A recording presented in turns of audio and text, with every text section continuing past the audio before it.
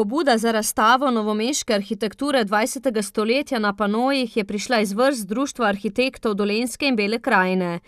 Plod raziskovanja 4 avtoric je pregledna razstava kakovostnejših objektov iz občine, značilnih za posamezno desetletje. Tistih objektov, ki zaznamujejo naš prostor v takem smislu, da čeprav objekte vsak dan vidiš, da jih vseeno lahko drugače doživiš oziroma da od njih zveš kaj več. In da tudi mogoče zveš, kaj je kvaliteta, kaj ni kvaliteta, čeprav se marsikomu zdi, da to ni kvaliteta, ker je pač objekt razpada.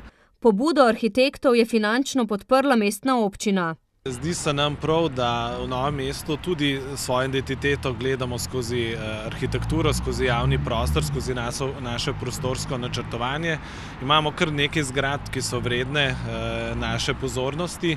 Stavbe industrijskega, stanovanjskega, družbenega in izobraževalnega pomena skozi stoletno obdobje so proučevale Natalija Zanoški, Marija Ana Kranjc, Marina Katalenič in Petra Ostanek.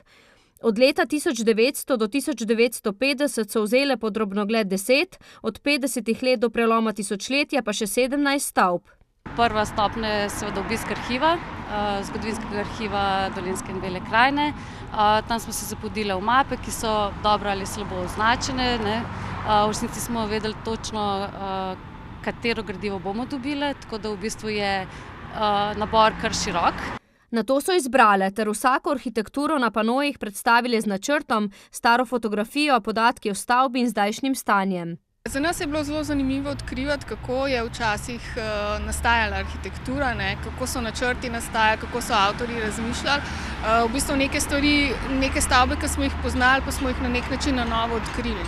Za razstavo so želele avtorice vzpostaviti tudi javni dialog o vrednosti novomeške arhitekture in njenem pomenu v povezavi z zaščito teh objektov.